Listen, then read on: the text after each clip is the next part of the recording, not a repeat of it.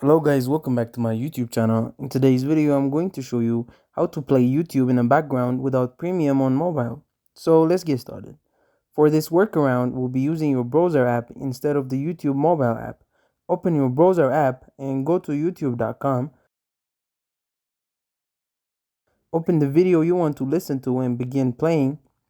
Ignore any prompts to open the YouTube app and watch or skip any ads that come up before the video. Once the video actually starts playing, you can either lock your device or exit your browser app. The video will be paused. Now use your playback controls on your lock screen or in your device's control center to press play and continue listening to your selected YouTube video in the background. The audio will keep playing until the video ends, and that's all it takes to listen the YouTube in the background without premium. If you already have YouTube Premium and are considering canceling it, check out this video, and that's it.